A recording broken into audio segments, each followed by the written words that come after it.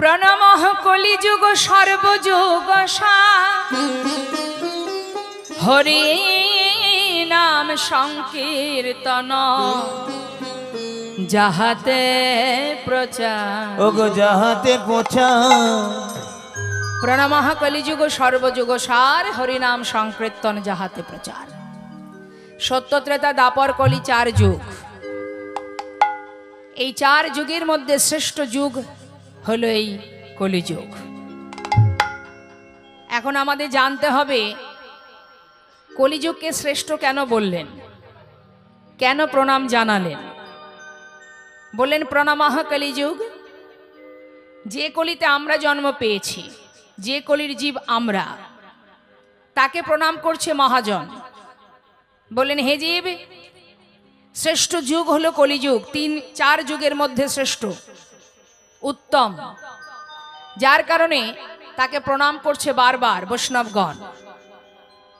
এখন আমাদের জানতে হবে কলির এত প্রণাম দিচ্ছে, এত প্রণাম পাচ্ছে কলি, কি মাহাত্ম্য আছে কলির। আস্তে হরে কৃষ্ণ, গল্প আর চলবে না এখানে, জনিতা এখানে আর কথা চলবে না, এবার শুনতে হবে। এই যে আমাদের দাদা ভাই এত সুন্দর চটগুলো পেতে দিয়েছে, এখানে গল্প করাও যাবে না, এখানে শোয়ার জায়গাও নেই, শুধুমাত্র শ্রবণ করবার জন্য ব্যবস্থা করা। তাই গল্প আর চলবে না, এবার শুধু শুনতে হবে আর মাঝে মধ্যে আমার সঙ্গে কথা বলতে হবে। 4 যুগের মধ্যে শ্রেষ্ঠ কলি কেন বলেন? কলির জীবের প্রতি পদে পদে দোষ। কলির জীব প্রতি পদে পদে অপরাধ করে। আমাদের জাগতিক জগতে কোনো জীব যদি কোনো অন্যায় করে, কোনো ভুল করে বা কোনো পাপ করে, আমরা তাকে দোষ দিই না, দোষ দিই কি, এটা তো কলিযুগ, কলির ছেলে, যার জন্য আজ এই অবস্থা। তার মানে কলির যুগ বলে, কলির ছেলে বলেই আজ এই অবস্থা। তার মানে কলির সব দোষ, সব ক্ষেত্রে কলির দোষ দেওয়া হয়। কলিযুগে এমন ঘটবে, কলিযুগ বলে এমন অবস্থা, কলির ছেলে বলে এই অবস্থা। তাহলে যার এত দোষ, তাকে কেন মহাজন প্রণাম করছে? বলেন হাজারো দোষ থাকতে পারে, কিন্তু এই কলির যে মাহাত্ম্য আছে, যে মহিমা, যা গুণ আছে, যা অন্য কোনো যুগে ছিল না। এবার গুণটা কি আর দোষটা কি একটু ছোট ছোট করে আমরা জানব। রামভক্ত তুলসীদাস কলম দিলেন, কলিহত জীবের কর্ম কি হবে, কলিহত জীব করবে কি, পাপটা কি। কলিযুগের অনেক পাপ। রামভক্ত তুলসীদাস তিনি রামচরিতে কলম দিচ্ছেন, সচ্চা কাহে তো মারে লঠা, ঝুট জগৎ ভুলায়, গৌরস গলি গলি ফিরি, সুরা বৈঠল বেচায়, गाभी को दोही कुत्ता को पाले, बाछुरी रह जाए भूखा, संबंध को अच्छा खिलाए लेकिन बाप रह जाए भूखा। हल्का একটু রেস্ট রাখো। अर्थात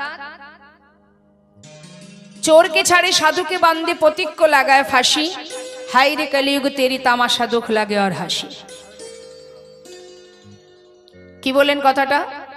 सच्चा कहे तो मारे लट्ठा। অর্থাৎ এই কলিযুগে কেউ যদি সৎ পথে চলে, সত্য কথা বলে, তাকে কিন্তু পদে পদে আঘাত পেতে হয়। দেখবেন যারা সম্মানীয় ব্যক্তি কলিযুগে, তারা সম্মান কেউ পায় না। সাধুগুরু বৈষ্ণবকে কেউ সম্মান করে না, শ্রদ্ধা ভক্তি করে না। শ্রদ্ধা ভক্তি কাকে করে? গ্রামে যে ঘৃণিত ব্যক্তি থাকেন, যার প্রতি পদক্ষেপে অপরাধ করে চলেছে, গ্রামের মধ্যে যদি যার মুখ দেখা উচিত নয়, বর্তমান যুগে আমাদের এমন পরিস্থিতি, যার মুখ দেখা উচিত নয়, তার কাছে এই কলির জীব মাথা নত করে চলছে। যে পদে পদে অপরাধ করছে, প্রতিটা মুহূর্ত অপরাধ করছে, তার কাছে দীনতা প্রকাশ করে চলছে জগতের জীব। কিন্তু যারা সম্মানীয়, যাদেরকে মান দেওয়া উচিত, তারা মান পাচ্ছে না। সাধুগুরু বৈষ্ণব যাদেরকে দেখলে আমরা ব্যঙ্গ করি, ঠাট্টা করি, তিরস্কার করি, অবহেলা করি, যে মা নিজে না খেয়ে সন্তানকে দিনরাত ত্যাগ করে মানুষ করেছে, সেই মাতা পিতাকে ভালোবাসি না, তাদেরকে দিনান্তে একবার প্রণাম করি না, শ্রদ্ধা ভক্তি করি না। এই তো কলিহত জীবের দুরবস্থা। শ্রদ্ধা ভক্তি না করে, না খেতে দিয়ে, লক্ষ্য করে দেখুন বৃদ্ধাশ্রমে কত মা সন্তানের জন্য নয়নের জলে মুখ ভাসিয়ে কাঁদছে। সেই মাও তো সন্তানকে মানুষ করেছিল। আজ সেই মায়ের জায়গা হলো বৃদ্ধাশ্রম। কত মা নয়নের জলে বুক ভাসিয়ে সন্তানের জন্য আকুল হয়ে ছটফট করছে। মাতা পিতাকে ভালোবাসলাম না, গুরুজনকে সম্মান করলাম না, আর যারা ঘৃণিত ব্যক্তি, যাদের মুখ দেখা উচিত নয়, তার কাছে সর্বদাই নত হয়ে আমরা চলি এই কলিযুগে। এটা ঘটছে এখন, আর লিপিবদ্ধ হয়েছে ত্রেতা যুগে। কি বললেন? ঝুঠা জগৎ ভোলাই, অর্থাৎ পৃথিবীটাকে ছেয়ে রেখেছে মিথ্যা, অত্যাচার, অনাচার, ব্যভিচার, দুরাচার, পাপাচার পৃথিবীটাকে ছেয়ে রেখেছে। গোরস মানে বাবা গরুর দুধ। যারা দুধ বিক্রি করেন, লক্ষ্য করে দেখবেন তারা জীবের দ্বারে দ্বারে গিয়ে, ঘরে ঘরে, পাড়ায় পাড়ায়, অলিতে গলিতে ছুটে গিয়ে দুধ বিক্রি করে। ছুটে ছুটে, গাড়ি করে হোক, যেভাবেই হোক, দ্বারে দ্বারে গিয়ে চিৎকার করে করে দুধ বিক্রি করছে। তথাপিও সেই দুধ কেউ কিনে খাচ্ছে না। আপনার দোরগোড়ায় চলে এলো দুধ, কিন্তু আপনি তাও খাচ্ছেন না। আর যে ব্যক্তি মদ বিক্রি করছে, তাকে কি দ্বারে দ্বারে আসতে হয়? তাকে কি পাড়ায় পাড়ায় ঘুরতে হয়? তাকে কি চিৎকার করে ডাকতে হয়? দেখুন আমাদের অবস্থা কি। হাসির বিষয় নয়, অনুভব করতে হবে কোথায় আছি আমরা, কি অপরাধ হচ্ছে আমাদের। এখান থেকে যদি 50 কিলোমিটারও দূরে হয়, সেখানেই কলিহত জীব লাইন দিয়ে দাঁড়িয়ে থাকে। লক্ষ্য করে দেখবেন বাবা, যে সময় দোল পূর্ণিমা রাত, যেদিন আমরা সবাই রং খেলা করি, করি না মা? রং খেলি তো সবাই। দোল পূর্ণিমা রাত্রে কত আনন্দ করি আমরা। বলুন তো সেই দিনটা কার জন্মদিন? মায়েরা বলুন, এদিকে যারা আছেন, শ্রীকৃষ্ণের জন্মদিন। তাহলে জন্মাষ্টমীর দিন কার জন্ম?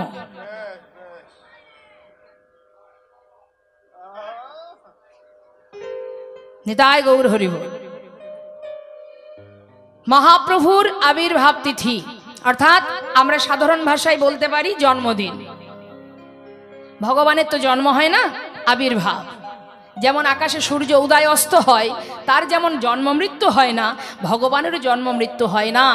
সে আবির্ভাব হন, লীলা করেন, আবার প্রয়োজনে অপ্রকট হন, যখন আবার দরকার হবে আবার তিনি প্রকট হবেন। তো যাই হোক, সেই আবির্ভাব তিথি হলো দোল পূর্ণিমা রাত্রি। সেই দিন আমাদের কি করণীয় মা? আমাদের কি করা উচিত? আমাদের বাড়ির বাচ্চাকে যখন জন্মদিন পালন করা হয়, আমরা কি করি?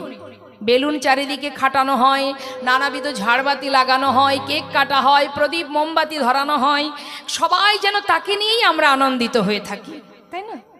তাহলে যেদিন আমার মহাপ্রভুর জন্মদিন, যার জন্য আজ আমরা ঘরে ঘরে এই কীর্তন আস্বাদন করছি, যার জন্য আজ সমাজটা টিকে আছে, এই যার জন্য, যে ধর্মের জন্য আজও সমাজটা এখনো ধ্বংস হয়ে যায়নি, এখনো টিকে আছে, যে এসেছিল আমাদের জীবের জন্য, হাতে ধরে পায়ে ধরে হরি নাম দিয়েছে, নিজে মার খেয়ে নিতাই চাঁদ নাম বিলিয়েছে। ওরে জীব, অন্ধকারে ডুবে যাস না, একবার প্রাণ ভরে যদি মহামন্ত্র জপ করতে পারিস, আর কিচ্ছু করতে হবে না। কত আঘাত, কত যন্ত্রণা অতিক্রম করে জীবের জন্য যে অমৃত সুধা দান করে গেলেন, সেই দয়াল আমাদের জগৎ পিতা, তার আবির্ভাব তিথি যেদিন, সেদিন তাকে নিয়ে ব্যস্ত না থেকে আমরা মদ্যপান করে পথে ঘাটে পড়ে থাকি, মারামারি, কাটাকাটি, খুনোখুনি করি। কি হবে? লক্ষ্য করে দেখবেন, দুদিন আগে থেকে মদের দোকানে লাইন থাকে। হরিবল হরিবল। তাহলে যে এসেছেন আমাদের মঙ্গলের তরে, তাকে নিয়ে ভাবার সময় নেই আমাদের। কতখানি অধঃপতনে আমরা চলে যাই। লক্ষ্য করে দেখবেন বাবা, এই যে এত সুন্দর হরিবাসর, তাই না? আজ এই বাড়ি দাদা ভাই বা তার পরিবার সবাই মিলে এত সুন্দর হরিবাসর আয়োজন করেছে। এটা তো নাও করতে পারতেন, হ্যাঁ? এখানে তো অন্য কিছু হতে পারত, যে আমরা কি করব না, বাড়িতে একটু অর্কেস্ট্রা আসবে, একটু ফাংশন হবে, একটু যাত্রা হবে, এরকম নানাবিধ যেসব অনুষ্ঠান আছে সেগুলো তো করতে পারতো। কেন এই ধর্মীয় অনুষ্ঠানের মধ্যে তার মনোভাব এলো? নিশ্চয়ই এর মধ্যে কোনো সুখ পেয়েছে, কোনো মাহাত্ম্য আছে। শাস্ত্রে বললেন, অল্প ভাগ্যে হয় না গৃহে বৈষ্ণবের আগমন, অল্প ভাগ্যে হয় না গৃহে হরিনাম সংকীর্তন। নিতাই গৌর হরিবোল হরিবোল। বহু জন্মের সুকৃতির প্রয়োজন হয়, তবেই ভক্তি রাজ্যে প্রবেশ করা যায়। সবার মধ্যে ভক্তি তৈরি হয় না। অর্থ তো সকলেরই আছে, কিন্তু এমন সৎ কাজে, এমন ভক্ত সেবা, ভগবত সেবা কয়জন দিতে পারে? কার বাড়িতে এমন সাধুগুরু বৈষ্ণবের চরণ ধুলি পড়ে? এগুলো অর্থের জন্য নয়। অর্থ অনেকেরই আছে, সবার আগে চাই ভক্তি, অর্থাৎ মন। এই মানসিকতাটা তৈরি করতে গেলে তার জন্যে পূর্ব জন্মের সুকৃতির প্রয়োজন হয়। অর্থাৎ সুকৃতি তো একেবারে হবে না, একদিনে হয় না। শাস্ত্রে বললেন, পুনঃ পুনঃ ঘষণে সুগন্ধি চন্দন, পুনঃ পুনঃ পোড়াইলে উজ্জ্বল কাঞ্চন, পুনঃ পুনঃ জনমে ধর্মে হয় মতি, পুনঃ পুনঃ সাধনে অধমে পাই গতি। দাদা একটু রিভাব রাখুন, একদম ড্রাই করবেন না, রিভাব রাখুন একটু। বৈষ্ণব মহাজন বললেন, হে জগৎবাসী, এই কলিযুগে শুধুমাত্র এই যে মহামন্ত্র হরিনাম, এটাই হলো আমাদের জীবনের সর্বস্ব। একমাত্র হরিনাম, আর কিচ্ছু করতে হবে না। তবে হরিনামটা করতে গেলে কিভাবে করতে হবে? আপনি যে হরিনাম করবেন নিজের স্বার্থ পূরণের জন্য নয়, আমি ভালো থাকবো, সুখে থাকবো, এই বাসনা নিয়ে নয়। আমরা তো সর্বক্ষণ ভগবানের কাছে প্রার্থনা করি, ভালো রাখো, সুস্থ রাখো। কামনা বাসনা নিয়ে ভগবানকে ভালোবাসি, আর কামনা বাসনা নিয়ে ভগবানকে ভালোবাসলে, ইহ জগতের সুখ সাধনা করলে সে ফল পাওয়া বৃথা, কোনো লাভ নেই, কোনো লাভ নেই। আপনি এই যে এত সুন্দর ঘর বাড়ি বানাচ্ছেন, ব্যাংকে টাকা পয়সা জমাচ্ছেন, আপনি যখন চলে যাবেন, কিছু যাবে আপনার সঙ্গে? তাহলে জগতে সবই পড়ে থাকবে, সবই অসার, কিছুই আপনি নিয়ে যেতে পারবেন না। আপনাকে যেতে হবে খালি হাতে। তাহলে খালি হাতে যখন আপনি যাবেন, শূন্য হাতে যাবেন, তখন গোলকধামে, যেখানে আমাদের একটা পরিবার আছে, এটা কিন্তু আমাদের পরিবার নয়। ছেলে মেয়ে আত্মীয় পরিজন যাদের নিয়ে আমরা ঘুরে বেড়াচ্ছি, এটা আমার পরিবার নয়। এটা একটা বিচিত্র নাট্যমঞ্চ। সংসার জীবনটা একটা বিচিত্র নাট্যমঞ্চ। যে এই সংসার জীবনে কখনো অভিনয়ের পরে অভিনয় করছি, কখনো কারোর কন্যা ছিলাম, কখনো কারোর স্ত্রী হলাম, কখনো আবার মা হলাম, এই চলছে অভিনয়। কিন্তু অভিনয় যখন শেষ হবে, আপন গন্তব্যস্থলে ফিরতে হবে। সেখানে ফিরে কি বিচার সভায় বিচার দেব? কি করেছো তুমি? 84 লক্ষ জনী ভ্রমণ করে মানব দেহ চেয়েছিলে, বলেছিলে মানব কুলে যদি জন্ম দাও তোমায় ভালোবাসবো, তোমায় ছাড়া আর কিছু চোখে দেখব না। সময় আছে কি ভগবানকে দেখার? সারাদিনে সময় হয়? ঘুম থেকে উঠে মাথার মধ্যে চিন্তা হয় আজকের দিনে আমার কি কি করতে হবে। একবার যে তার চরণে গিয়ে প্রণাম করব, সেই সময়টুকু আমাদের হয়ে ওঠে না, সংসারের ত্রিতাপ জ্বালায়। তাই তো শাস্ত্রে বৈষ্ণব মহাজন বললেন, এই কলিযুগে না আছে যাগযজ্ঞ, না আছে ধ্যান তপস্যা, না আছে পূজা অর্চনা, কিচ্ছু নেই। শুধু প্রাণ ভরে যদি একবার হরিনাম করতে পারো, মহামন্ত্র জপ করতে পারো, একবার করতে হবে সবাই মিলে। করা যাবে? হ্যাঁ, বেশ, দেখি হাত তুলুন। তুলেছেন তো সবাই? আমি তো দেখতে পাচ্ছি না যদিও সবাইকে, এইদিকে দেখা যাচ্ছে, এদিকটা একটু অন্ধকার। সবাই তুলেছেন তো? বেশ, এবার হাতে তালি দিয়ে আমার সঙ্গে গাইতে হবে। হাত কেউ নামানো যাবে না, প্রাণ ভরে। আজকের এই সুন্দর সুযোগে এই যে সাধুগুরু বৈষ্ণব বসে আছে, বলা তো যায় না বাবা, সাধুসঙ্গ সাধুসঙ্গ সর্বশাস্ত্রে কয়, লব মাত্র সাধুসঙ্গে সর্বসিদ্ধি হয়। এই আপনাদের এখানেই আছে, এখানে যত ভক্ত আপনারা বসে আছেন, এর মধ্যেই দেখা যাবে কোথাও না কোথাও বসে আছে, বৈষ্ণবে বসে আছে সাধু, তার অঙ্গের পরশে যদি তুমি পেতে পারো তোমার হাজার হাজার অপরাধ দূরীভূত হবে। তোলো হাত তোলো সবাই মিলে একসঙ্গে এদিকে।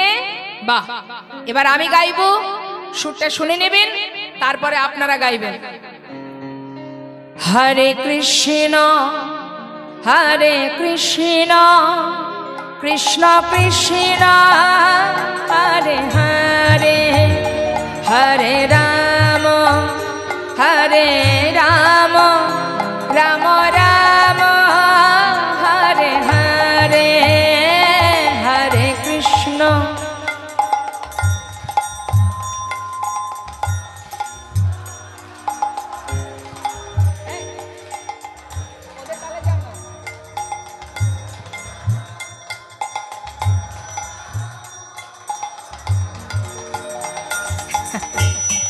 হয়েছে কিন্তু একটু আগে পিছে হয়ে গেছে, তালে তালে যেতে হবে। হ্যাঁ, আর হাতের তালটা যেন বেতালে না হয়, এক তালে সবাই মিলে একসঙ্গে। হরে কৃষ্ণ হরে কৃষ্ণ কৃষ্ণ কৃষ্ণ হরে হরে, হরে রাম হরে রাম রাম রাম হরে হরে, হরে কৃষ্ণ হরে।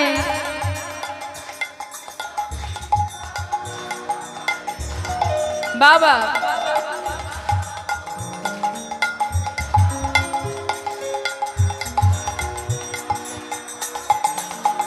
হরে কৃষ্ণ হরে কৃষ্ণ কৃষ্ণ কৃষ্ণ হরে হরে, হরে রাম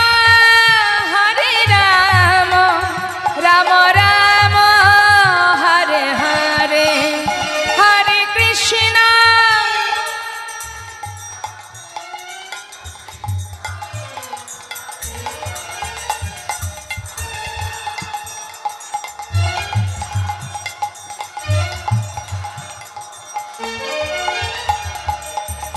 হরে কৃষ্ণ হরে কৃষ্ণ কৃষ্ণ কৃষ্ণ হরে হরে, হরে রাম রাম রাম রাম হরে হরে, হরে কৃষ্ণ হরে কৃষ্ণ কৃষ্ণ কৃষ্ণ হরে হরে, হরে রাম রাম রাম রাম হরে হরে, হরে কৃষ্ণ হরে কৃষ্ণ নিতাই গৌর হরি বল হরি বল হরি বল। হরে রাম রাম রাম হরে হরে, হরে কৃষ্ণ কৃষ্ণ কৃষ্ণ হরে হরে, হরে রাম রাম রাম হরে হরে। অপূর্ব অপূর্ব, খুব সুন্দর। এই মহামন্ত্র শাস্ত্রে বললেন কৃত্যে যদ্ধায়তি বিষ্ণু ত্রেতায় যজ্জত মোক্ষ দাপরে পরিচর্যং কল তদ্ধরি সংকীর্তন। নাম করতে হবে আর আপন আপন গুরুচরণ সার করতে হবে। গুরুচরণ সার করা হয়েছে সবাই? কই দেখি হাত তুলে দেখান কে কে গুরু দীক্ষা শিক্ষা নিয়েছেন। নিতাই গৌর হরিবল হরিবল। ব্যাস, তা গুরুদেবদের যে মন্ত্র দিয়েছিলেন সেটা মনে আছে? মনে নেই? আছে তো? সেটা কি জপ করা হয় না সেই দিনই রেখে এসেছেন? জপ করে। বেশ, গুরু গৃহে কি যাওয়া হয়? বাহ।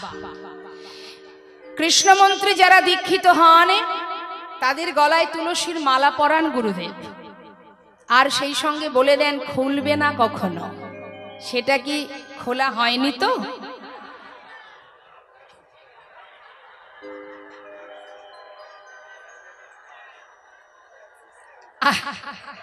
এটাই তো আরো সহজ হয়ে গেছে। হ্যাঁ, বুঝেছি। তো সবার গলায় আছে তো, আমি কি গিয়ে চেক করব? আচ্ছা, কার কার নেই সত্যি কথা বলবেন, হাত তুলে দেখেন। নেই? কি হলো, হারিয়ে গেছে? হরিবল হরিবল। যদি বলেন তুলসীর মালা পড়তে বলছেন, এর মাহাত্ম্য কি, কেন পড়তে হবে? তুলসীর মালার অনেক গুণ বাবা। আপনি যত যত অলংকার পড়ুন মা, তাতে দুঃখ নেই, কিন্তু তার মধ্যে তুলসীর মালাটা পড়তে হবে, তবেই 16 আনা পরিপূর্ণ হবে। শুধু তাই নয়, আপনি ভগবানকে যখন কোনো কিছু নিবেদন করেন, তাতে তুলসী পত্র না দিলে ভগবান গ্রহণ করেন না, তাই না?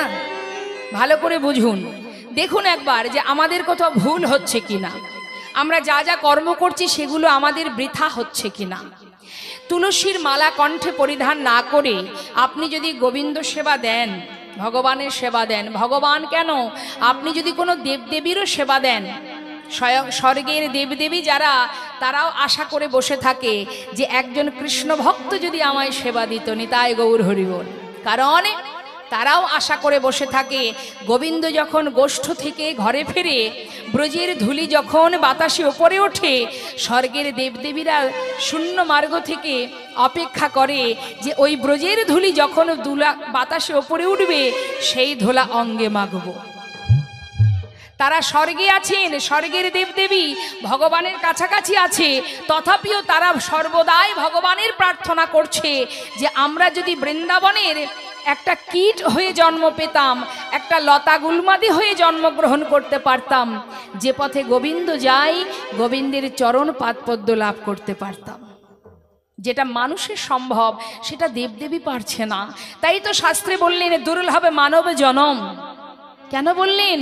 আমাদেরকে দুর্লভ বললেন, এই মনুষ্যকুলে জন্ম পেয়েছি আমরাই পারবো ভগবানের সেবা দিতে, তার চরণ লাভ করতে, তার চরণ সান্নিধ্যে পৌঁছাতে আমাদের দ্বারা সম্ভব, যদি আমরা মনে করি।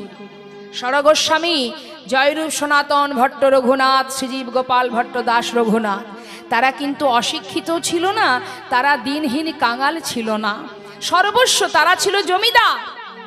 সব কিছু ফেলে কি এমন পেল যে সব ফেলে এই পার্থিব জগতের অনিত্য বস্তুকে দূরীভূত করে নিত্য বস্তুর সন্ধানে চললেন পাগলের মতো বৃন্দাবনে। গোবিন্দ পাদপদ্ম পেলেন তারা। কি পেয়েছিল সুখ? লালাবাবু জগৎ শেঠ যারা ছিল জমিদার, সব ফেলে চলে গেলেন গোবিন্দ সেবায়। বুঝেছে কোনটা সার কোনটি অসার, সর্বস্ব পেয়েছি সুখ, তাই তো সব ফেলে চলেছে। তাই মাগো, আপনি যতটুকু সাধনা করবেন, তুলসীর মালা যদি আপনার গলায় না থাকে, কোনো কিছু ভোগ নিবেদন করবার সময় যেমন তুলসী পাতা দিতে হয়, ঠিক তদ্রূপ সেবা দেবার সময় আপনাকে নিজেকে আগে নিবেদন করতে হবে। বাবা, আপনার বাড়িতে আমি যাব, আপনাকে যদি আমি ভালো না বাসি বা আপনাকে যদি আমার পছন্দ না হয়, আমি তো আপনার হাতে খাবো না। খাবো কি? হরি বল। তাহলে মা দেখবেন একজন সাধুগুরু বৈষ্ণব একজন কৃষ্ণ ভক্তের হাতের জল গ্রহণ করে, যার গলায় তুলসী নেই তার হাতের জল গ্রহণ করেন না, তাই তো? এটা আপনারা জানেন।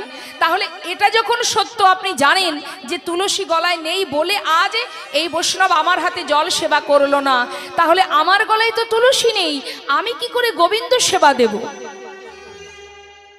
আগে নিজেকে তো নিবেদন করতে হবে, হে প্রভু তোমার চরণে নিজেকে সঁপে দিলাম। তা আপনি যখন নিজেকে সঁপে দেবেন, তাহলে আপনার অঙ্গে যদি তুলসী না থাকে, ভগবান আপনাকে গ্রহণ করবে কি করে? তার নিজেকে সঁপতে গেলে আগে অঙ্গে তুলসী পরিধান করতে হবে। হয়তো আপনারা বলবেন যে আমরা অনেক কিছু খাওয়া দাওয়া করি, যার কারণে পড়তে পারি না।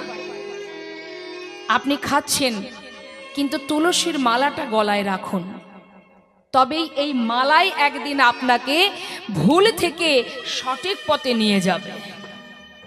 কোনো একটা কর্ম করতে গেলে আপনার মনে হবে ছি ছি, তুলসীর মালা গলায় আছে, আমি এমন কাজটা করব, এটা ঠিক নয়।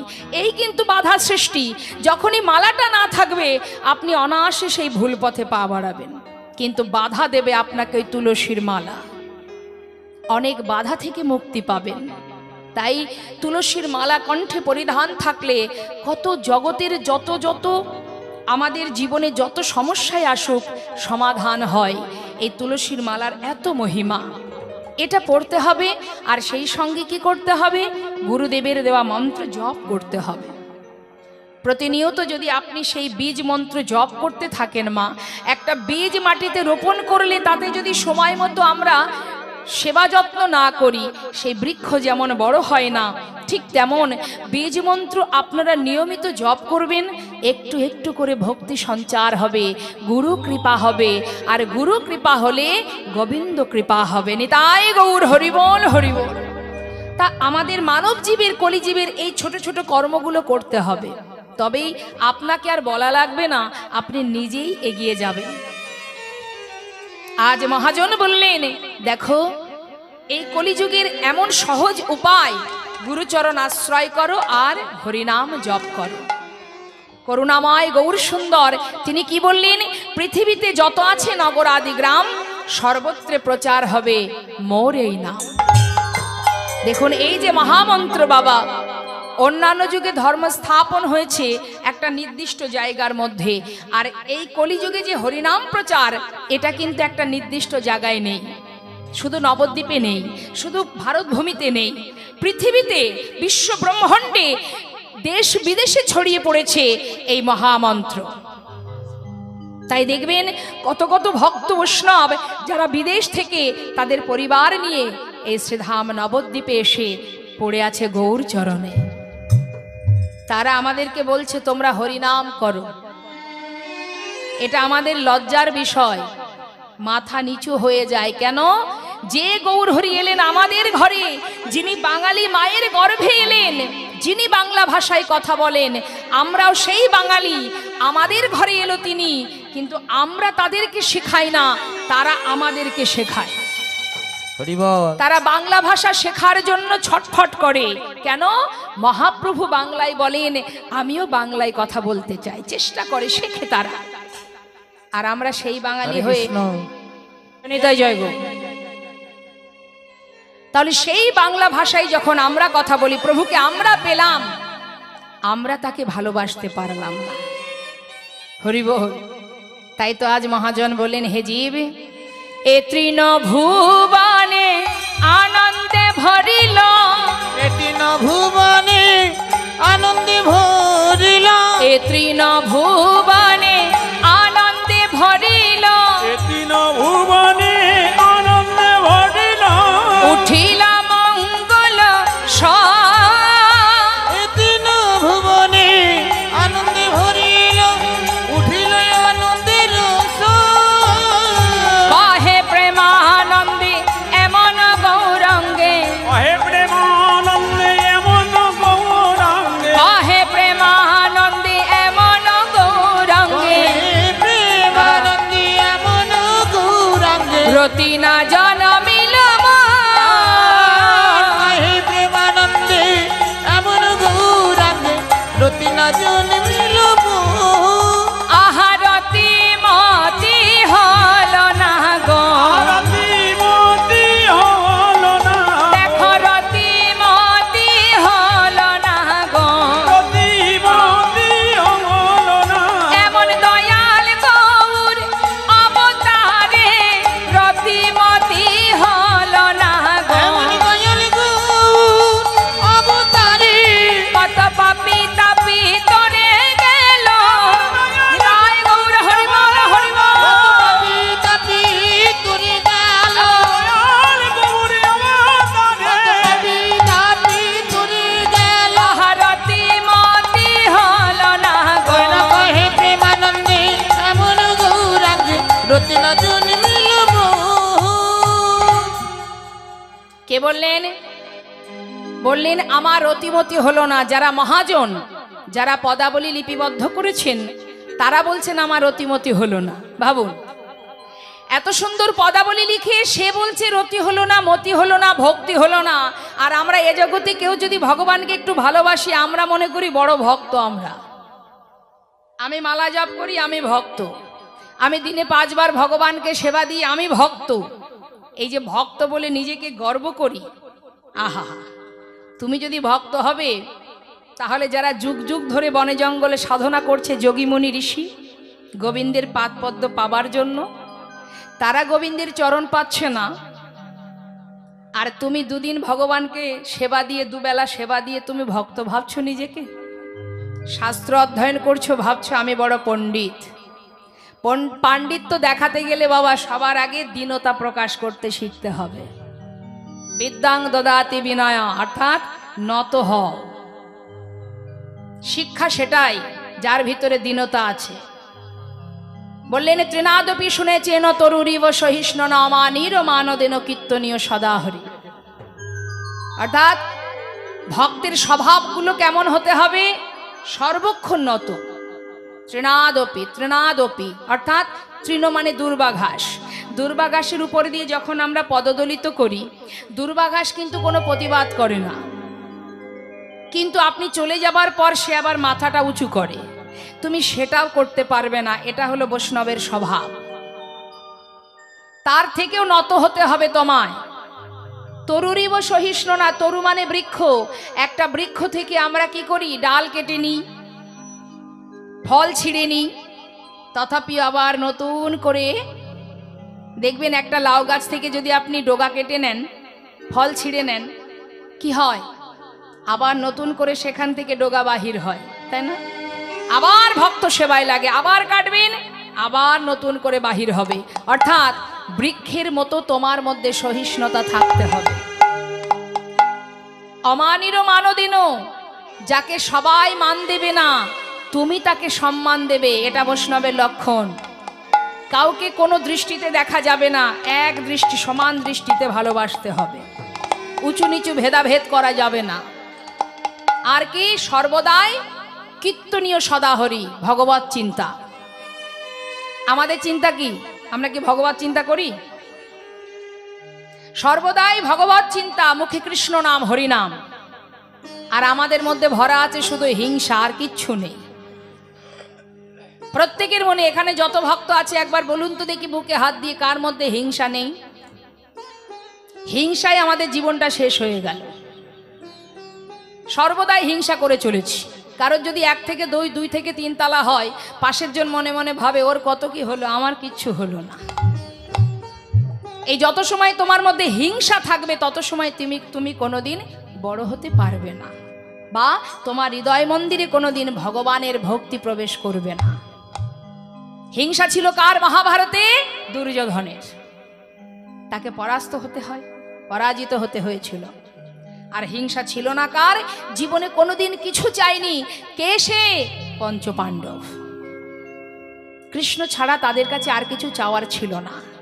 অবশেষে যখন রাজা হলো, তখন মা কুন্তিকে বললেন, মা তোমার ছেলে রাজা হয়েছে, এবার আমায় বিদায় দাও। মা বললেন, ছেলে রাজা হয়েছে বলে তুমি চলে যাবে কৃষ্ণ? আমি সেই সোনার সিংহাসন চাই না যে সিংহাসনে বসলে কৃষ্ণকে হারাতে হয়। তাই যুধিষ্ঠিরকে বলে, তুই নেমে আয় সিংহাসন থেকে। যে সিংহাসনে বসলে কৃষ্ণ চলে যায় সে সিংহাসন আমি চাই না। তার জন্য যদি আমাকে সর্বদাই বাকি দিন কটা বনে কাটাতে হয় তাও ভালো, কিন্তু কৃষ্ণকে হারাতে পারবো না। এই হচ্ছে ভক্তি, কোনো কিছুর প্রতি মোহ নেই। কৃষ্ণ ভক্ত সুদামা সারা জীবন ধরে বাবা গাছতলায় কাটিয়েছে, কিন্তু কোনোদিন কৃষ্ণের কাছে কিছু চাইনি। সর্বক্ষণ নিঃশ্বাসে প্রশ্বাসে কৃষ্ণ কৃষ্ণ কৃষ্ণ, আর কিছু নয়। এই হলো ভক্তিমা। চলুন আমরা সবাই মিলে গৌর কথা শুনছি। আমরা গৌর চন্দ্রিকার মধ্যে ছিলাম, এবার যাব লীলা কথায়।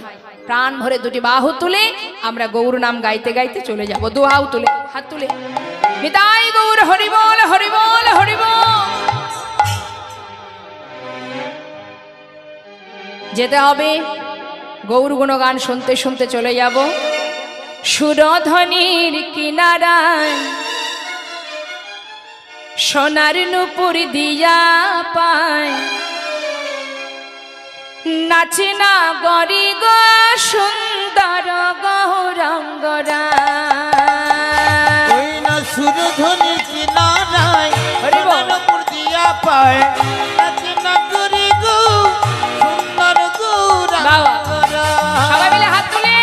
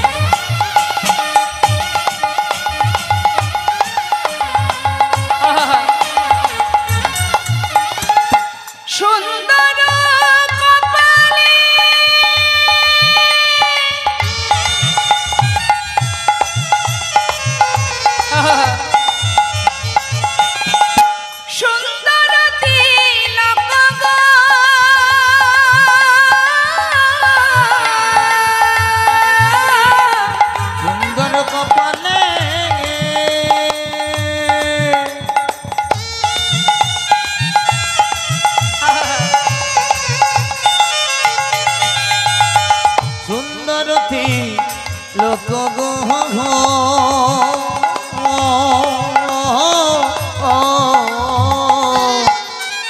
সুন্দর কপালে সুন্দর তিলক, আর কি আছে আমার গৌরহরির কাছে? দেখো সুন্দর একখান নামা বলি গায় নাগরি গো সুন্দর গৌরাঙ্গরা। ওই না সুরধনির কিনারায় সোনানপুর দিয়া পায় নাচে না করি গো নার গৌরাঙ্গরা।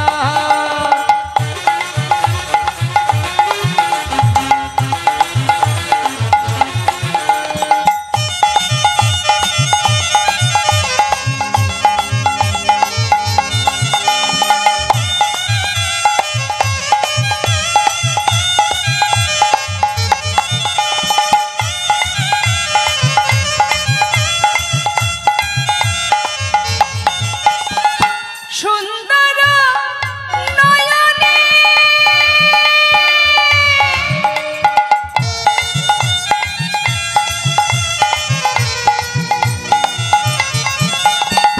চাই গো রাজার পানে গো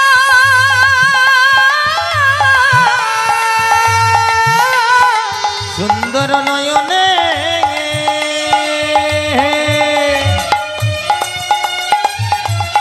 আহা হরি বল। চাই গো রাজার পানে গো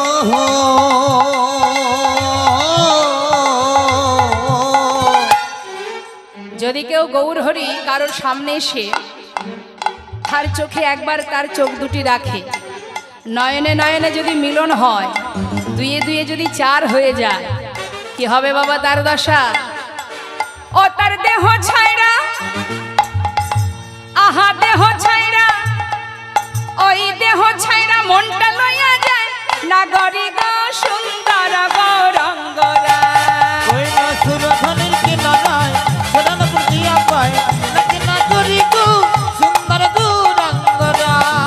ওই না সুরধনির কিনারায় সোনানু দিয়া পায় নাচে না গরিব সুন্দর গৌরাঙ্গরায়। আহা সুন্দর গৌরাঙ্গরা।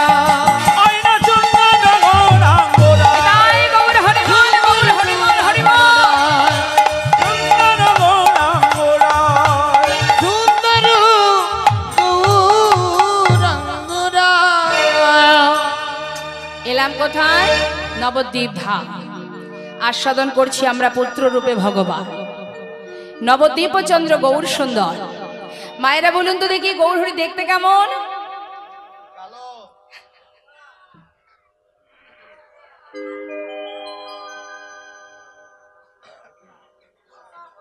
ফর্সা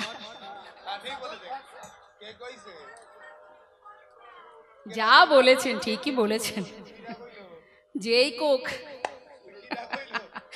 এদিকে কি কই আমাদের দিদি ভাইকে দেখতে পাচ্ছি না।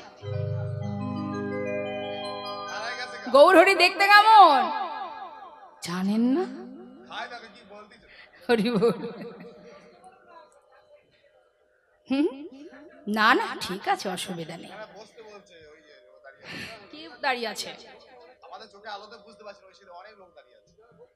আচ্ছা আচ্ছা আচ্ছা আচ্ছা আচ্ছা, আমি অবশ্য দেখতে পাচ্ছি না, ওই জন্য। আপনারা দূরে কেন দাঁড়িয়ে আছেন? যেহেতু এটা হরিবাসত্ব, যেখানে হরিকথা কৃষ্ণ কথা হচ্ছে, আপনারা যেহেতু দাঁড়িয়ে আছেন, যত সময় বসবেন, যদি মনে হয় ব্যস্ততা আছে, 10 মিনিট 5 মিনিট যতটুকু সময় আপনারা শুনবেন, এখানে আসন আছে, আসনে বসুন। আসুন, একটু ঘুরে সাইড দিয়ে বা এদিক থেকেও আসতে পারেন। আসন গ্রহণ করুন, আসনে বসুন, তারপরে প্রয়োজনে আপনারা উঠে যেতে পারেন। আসুন, দাঁড়িয়ে থাকবেন না। যেহেতু হরিবাসর একজনের গৃহে হচ্ছে, আপনারা এসেছেন, অনেক সৌভাগ্য তার। এসেছেন যখন, একটু আসন গ্রহণ করুন। নিতাই গৌর হরি।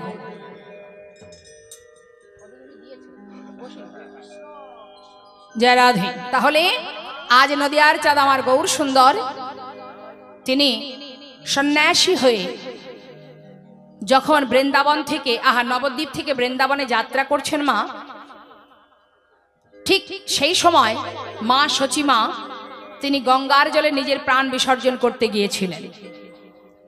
তখন নিতাই চাঁদ মানে সচিমায়ের জ্যেষ্ঠ পুত্র নিতাই বলেছিল, মা তুমি নিজেকে ত্যাগ করো না, আমি ভাইকে ধরে নিয়ে আসব। আবার পুনরায় পথের মাঝখান থেকে নিমাইকে ধরে এনে শান্তিপুরের অদ্বৈত আচার্য প্রভুর গৃহে মায়ের সঙ্গে তার মিলন হয়। যখন মা দেখছে ছেলে সন্ন্যাসী হয়ে গেছে, ছেলেকে তো আর ঘরে রাখা যাবে না, মায়ের সংসারে আর থাকবে না সে, তাই মা যখন চোখের জল বুক ভাসিয়ে কাঁদছে, তখন নিমাই বলছে, মা আমি সন্ন্যাসী হয়েছি বলে তুমি কাঁদছো? তোমার যদি ভালো না লাগে আমাকে তুমি বলো, আমি তোমার সঙ্গে আবার নবদ্বীপে ফিরে যাব।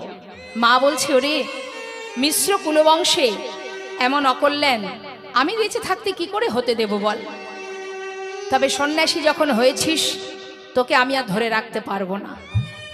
তখন গৌরহরি বলছে, মা তাহলে আমাকে বিদায় দাও, আমি বৃন্দাবনে চলে যাই। মা বললেন, না, বৃন্দাবনে যাবার অনুমতি দিতে পারবো না, কারণ বৃন্দাবন অনেক দূর, সেখানে থাকলে কি খাবি, কিভাবে থাকবি, আমি কোনো খবর পাবো না। তাই তোমাকে আমি অনুমতি করছি তুমি নীলাচলে বাস করো, পুরীধামে, যেখানে রথ যাত্রা যখন হবে নদেবাসী সবাই যাবে নীলাচলে, তারা ফিরে এলে জানতে তো পারবো কি করছো, কেমন আছো, কোথায় আছো। বেশ মা, তোমার বাক্যই শিরোধার্য, তোমার কথা মতোই আমি নীলাচলে যাব। তাই মাতৃ আদেশ মস্তকে নিয়ে চললেন গৌরহরি পুরীধামে নীলাচলে। কিন্তু গৌর সুন্দর একা যাননি মা, গিয়েছিলেন তার সঙ্গে অগণিত ভক্ত, যারা গৌরকে ছাড়া এক মুহূর্ত বাঁচে না। সেরকম অগণিত ভক্ত, তারাও সর্বস্ব ছেড়ে গৌরহরির সঙ্গে চলে যান নীলাচলের মাঠে। নিতাই গৌরহরি। অগণিত ভক্ত গেলেন সেই নীলাচলে। সমস্ত ভক্তগণকে নিয়ে আমার গৌরহরি প্রতিনিয়ত ওই নীলাচলের মাঠে হরিনাম কীর্তন করেন আর জগন্নাথ মন্দিরের সামনে দাঁড়িয়ে জগন্নাথ দর্শন করে। তার মানে কে কাকে দেখছে? একজন হলেন সচল জগন্নাথ, আর ভিতরে যে আছেন দাঁড়িয়ে তিনি হলেন অচল জগন্নাথ। গৌরহরি দেখছেন দূর থেকে অগণিত ভক্তকে দর্শন করে প্রভু বললেন, ভক্ত এই প্রাত সময় প্রভাত কালে সবাই যখন জগন্নাথকে দর্শন করলে, এসো সবাই আমরা গাইব। কি গাইব প্রভু? প্রভাত সময় হল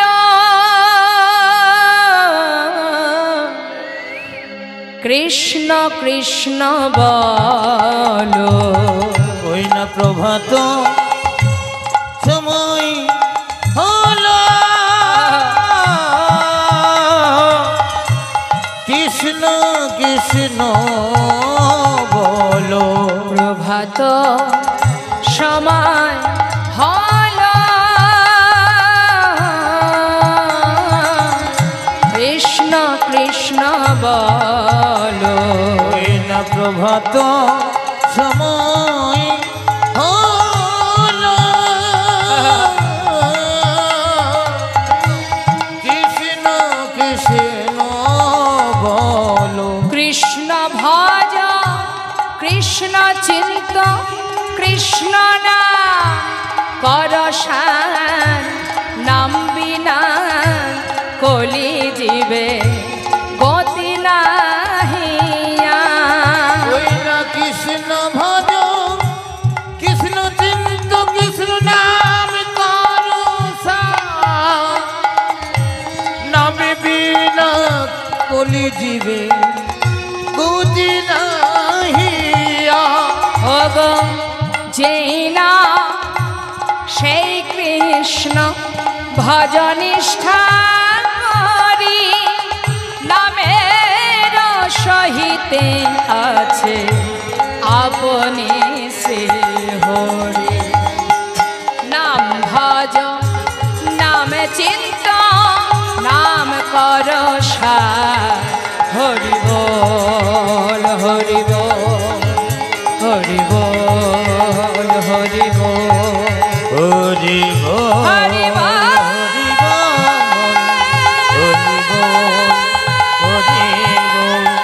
হরি বল হরি বল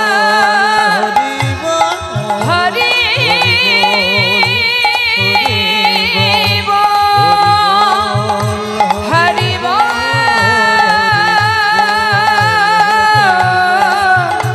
হরি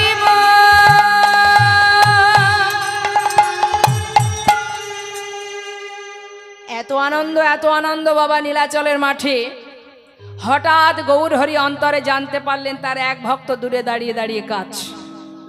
এটাই হলো মাহাত্ম্য বাবা, যিনি বিশ্ব ব্রহ্মাণ্ডের মালিক, যিনি অনাদির আদি, যিনি অন্তর্যামী।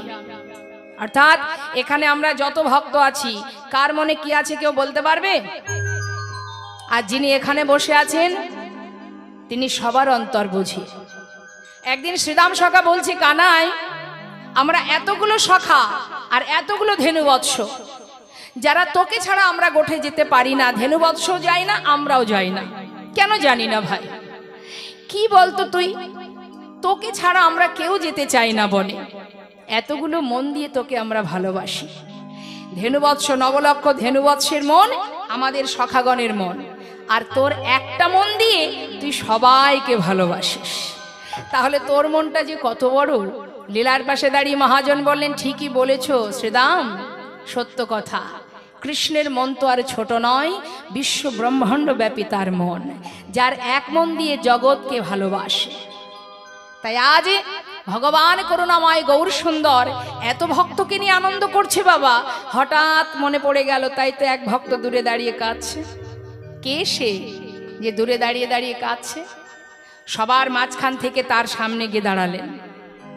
তার সামনে যেই না এসেছে, করজোড়ে বলছে, প্রভু কে তুমি? পরিচয় দাও। কেনই বা দূরে দাঁড়িয়ে দাঁড়িয়ে আমার দিকে তাকিয়ে কাঁদছো? কোথা থেকে এসেছো? নাম কি তোমার? দয়াময়, আমার নাম গোবিন্দ ঘোষ। কোথা থেকে এসেছো? অগ্রদ্বীপের মাটি থেকে। কার কাছে এসেছো? তোমার কাছে। আমার কাছে? কেন? আমি তোমার সঙ্গী হতে চাই। সে কি, আমার সঙ্গী হবে? আমার সঙ্গী হয় না, কারণ যারা আমার সঙ্গী হয় তাদের জীবনে অনেক দুঃখ কষ্ট পেতে হয়। আমার সঙ্গী হতে যেও না, যারা আমাকে ভালোবাসে তাদের জীবনে দুঃখ কষ্ট পেতে হয়। নিতাই গৌর হরি বল। কথাটা কিন্তু সত্য কথা। যারা ভগবানকে ভালোবাসে তাদের পদে পদে কষ্ট পেতে হয়, তার অনেক প্রমাণ আছে বাবা। লক্ষ্য করে দেখুন, আমার আপনার মতো সাধারণ মানুষের কথা বাদ দিলাম, ভগবানের বামে যারা আছেন চার যুগে, সত্য ত্রেতা দাপর কলি, চারটি যুগ, চার যুগে ভগবানের বামে যে আছেন, প্রেয়সী, অর্ধাঙ্গিনী, সহধর্মিনী। সত্যযুগে নারায়ণের বামে কে আছে মা? লক্ষ্মী। বেশ, দেখুন ভগবানের সহধর্মিনী লক্ষ্মী, যাকে সুতাপামনি সাধনা করে নিজের পত্নী রূপে চেয়েছিলেন। ভগবান বললেন, জগতে এত কিছু আছে, তুমি কোনো কিছু না আছে, তুমি আমার লক্ষ্মীকে চাইলে। আহা, তখন লক্ষ্মী বললেন, এত কিছু থাকতে তুই আমাকে চেয়েছিস তোর পত্নী রূপে, আমিও তোকে অভিশাপ করলাম, আমি তোর ঘরের পত্নী হব, কিন্তু তুই হবি নপুংস। হরি বল, হরি বল। মাতৃজ্ঞানে ভালোবাসতেন রাধারানীকে। আয়ান, তাহলে সত্যযুগ চলে গেল মা, এলো ত্রেতা যুগ। ত্রেতা যুগে প্রভু রামচন্দ্র, রাম অবতার, তার বামে কে আছে? মা সীতা। দেখুন, পাঠিয়ে দিল বনবাসে। ভগবানের সহধর্মিনী, তার জীবনে এত কষ্ট থাকবে কেন? হ্যাঁ, আমরা একটু কষ্ট পেলে ভগবানকে খেতেও দিই না, তার মুখও দেখি না, প্রণামটুকু করি না, রাগে ক্ষোভে, তাই না? তাহলে ভগবানের বামে যে সহধর্মিনী মা সীতা, আহা, মা জানকী, তাকে পাঠিয়ে দিল কোথায়? বনবাসে। তারপরেও ক্ষান্ত হলো না বাবা, তার অগ্নি পরীক্ষা হলো। অগ্নি পরীক্ষা হয়েও শেষ হলো না, অবশেষে তাকে পাতালে চলে যেতে হলো। এবার আসি দাপর যুগে। ভগবান কৃষ্ণের বামে প্রেমময়ী রাধারানী একদিন দুদিন নয়, 100 বৎসর হারা হয়েছিলেন গোবিন্দকে। আসুন কলিযুগে, মহাপ্রভুর বামে বিষ্ণুপ্রিয়া। গৌরহরি তো সন্ন্যাসী হয়ে চলে গেল, সারা জীবন ধরে কাষ্ঠ বিগ্রহ সেবা করলেন মা বিষ্ণুপ্রিয়া। দিনে সারাদিন ধরে সে মহামন্ত্র জপ করত, চার দেওয়ালের মধ্যে মহামন্ত্র জপ করত রাত্রি পর্যন্ত। জপ করবার পর প্রত্যেকটি মহামন্ত্রের শেষে 16 নাম 32 অক্ষর উচ্চারণ করা শেষ হলেই একটা করে তন্ডুল পাশে রাখত। সারাদিন পর যতটুকু হতো বাবা সেটুকু ফুটিয়ে নিজের শাশুড়ি মাকে খাওয়াতেন, বাড়ির একটা পৌরাণিক ভিত্ত কাজের লোক তাকে দিতেন ঈশানকে, অবশেষে যেটুকু থাকতো সেটুকু সে নিজে সেবা করত। কেন? শুধুমাত্র প্রাণটা বাঁচিয়ে রাখার জন্য, যাতে গৌর ভজন করতে পারে, যাতে প্রভুর চরণ সেবা দিতে পারে। এই ছিল ভজন। গৌর চরণকে ভালোবাসার জন্য নিজের প্রাণটা বাঁচিয়ে রাখত। ভগবানকে যারা ভালোবাসে তাদের পদে পদে আঘাত পেতে হয়, কারণ ভগবান বললেন যে করে আমার আশ আমি তার করি সর্বনাশ। কিন্তু তথাপিও যে না ছাড়ে আমার পাশ আমি হই তার দাসানুদাস। যুগে যুগে সেই ভক্ত চরণে দাস হয়ে পড়ে থাকি, যে জন আমায় ভালোবাসে। ডাকার মতো যদি একবার ডাকে, এ যুগে নয় জনমে জনম তার চরণে দাস হয়ে থাকি।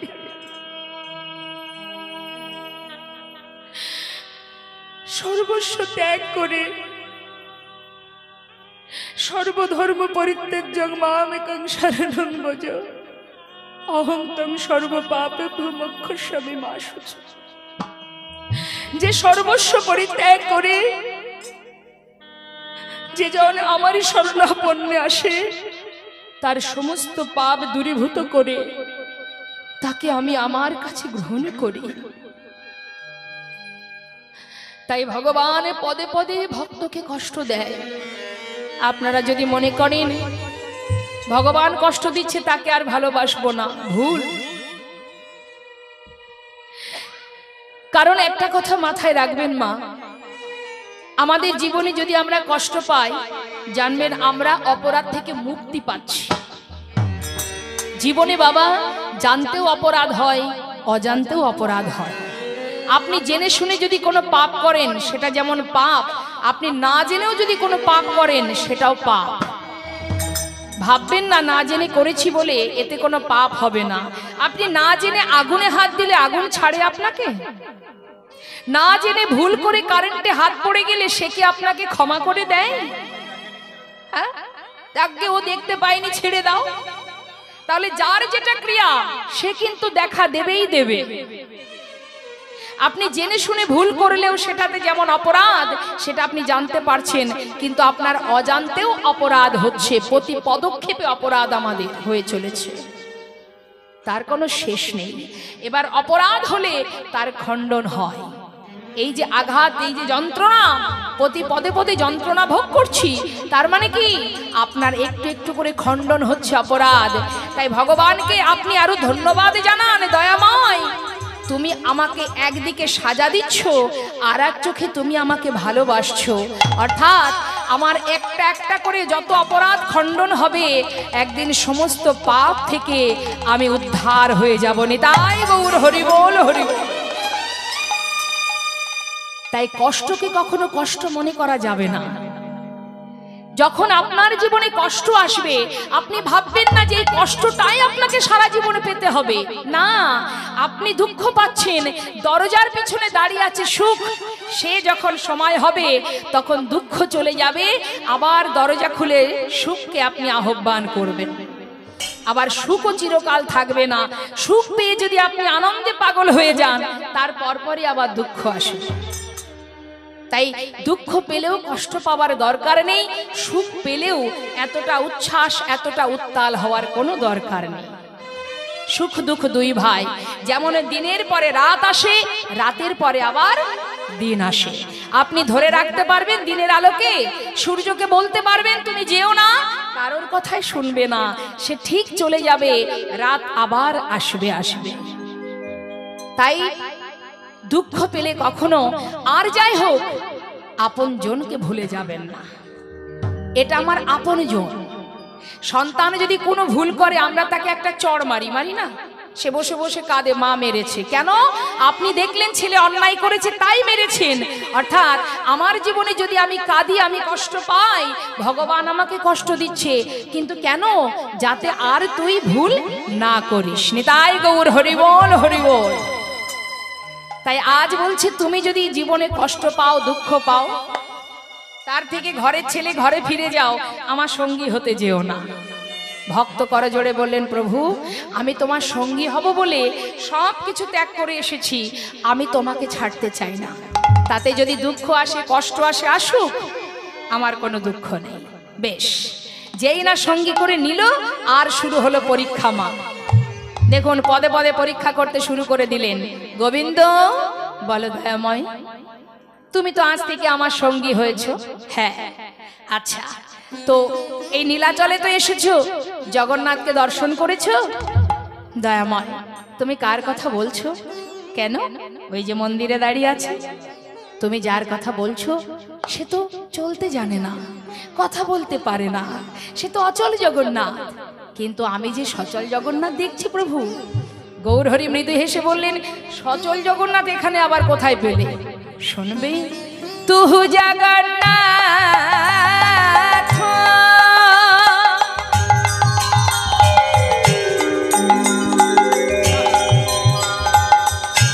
ও গো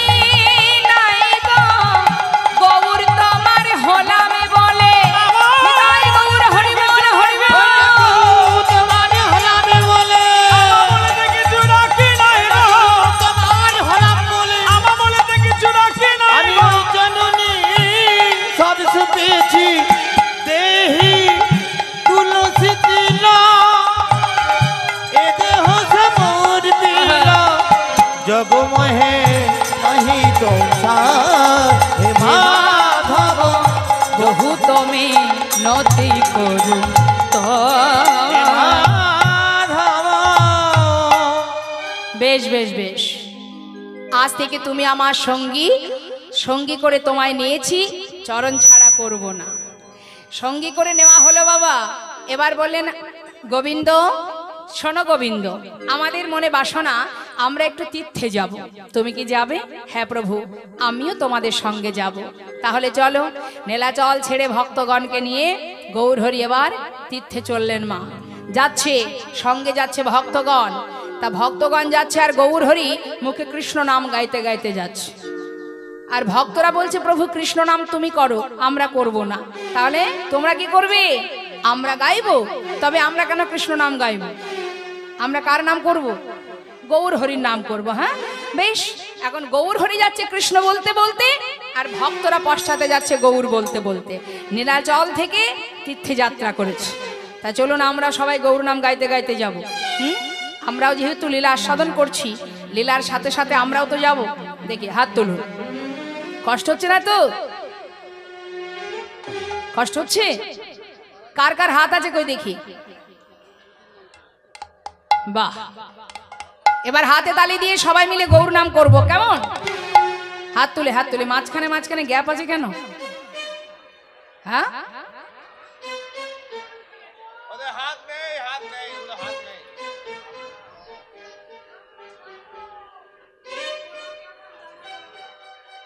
গৌর বরণ, গৌর বরণ। হাত তুলুন।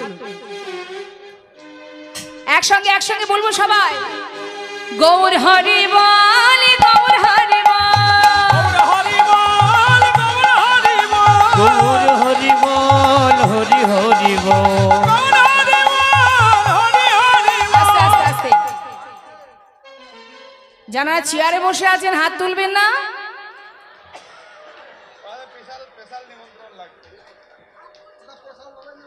আমি দেখতে পাচ্ছি যারা চেয়ারে আছেন ভাবছেন আমরা উঁচুতে বসেছি, হাত তুলবো না। যেখানেই বসুন তাতে দুঃখ নেই, হাত তুলতে হবে। সত্য কথা একটা বলে যাই, কীর্তন শোনার নিয়ম কি জানে? কীর্তন শোনার নিয়ম হলো একই আসনে সবাইকে বসতে হয়। কারণ সাধুর অঙ্গ পরশ, সাধুর চরণধুলি পাবার জন্য সাধু সঙ্গ করতে হয়। তা চেয়ারে বসেছেন, সমস্যা থাকলে বসতেই পারেন, কিন্তু হাতটা তো তুলতে হবে। অনেকে দেখবেন বাবা কীর্তনে এসে আসতে, কীর্তনে এসে হাত তুলতে গেলে খুব কষ্ট করে, কি কষ্ট করে তুলবে ভাবে অনেকে। হাজার কাজ বাড়িতে যখন করি না, তখন কষ্ট হলেও কেউ বলে না যে এবার তুমি দুদিন বিশ্রাম নাও, বলবে? যত আপনজনই বলুন, স্বামী বলুন, সন্তান বলুন, আর শ্বশুর শাশুড়ি বলুন, যেই বলুন, কাজ যদি আপনি না করেন আপনাকে বসিয়ে রাখবে? হরি বল। তাহলে সংসারে আমাদের ভূতের খাটুনি খাটতেই হয়। আর এখানে বসে যে যতটুকু খাটনি করবেন, পরিশ্রম করবেন, এটা যার যার নিজের জন্য। এইখানে যে কথা আমরা আলোচনা করছি এটা আপনার খোরাক, অর্থাৎ আত্মার খোরাক।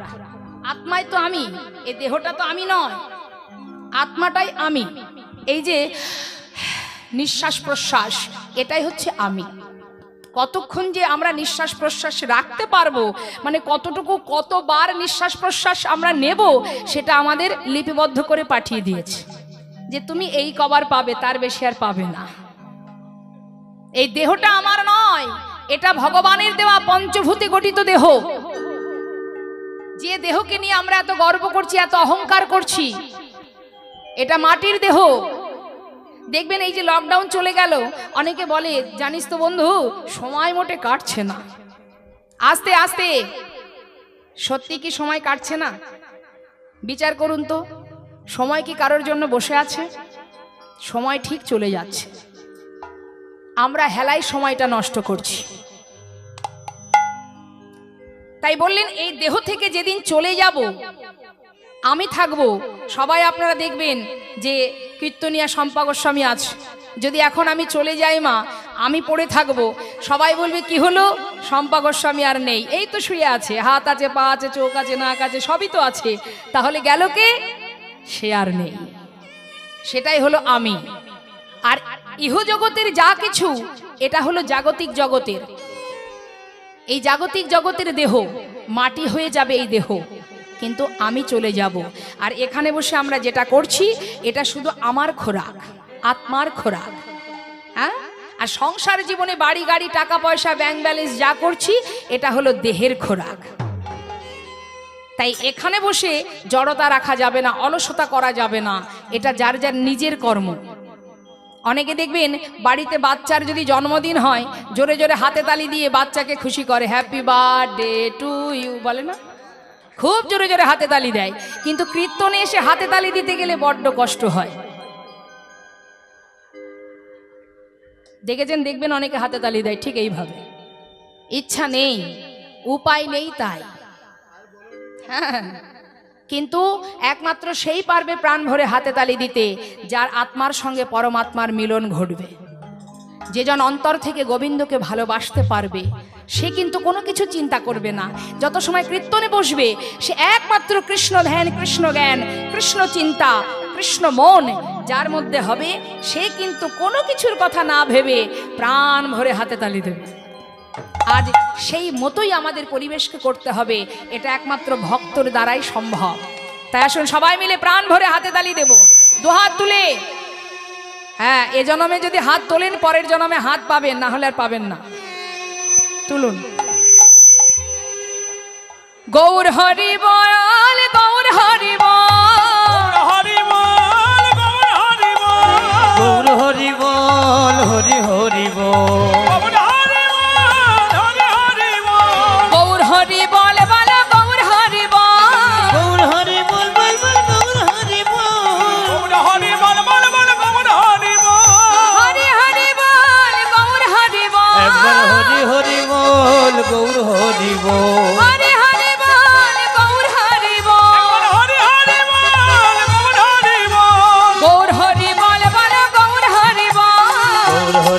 হরি বল বল। বল, গৌর হরি বল, গৌর হরি বল, বল বল, গৌর হরি বল, বল বল, গৌর হরি বল। হরি বল।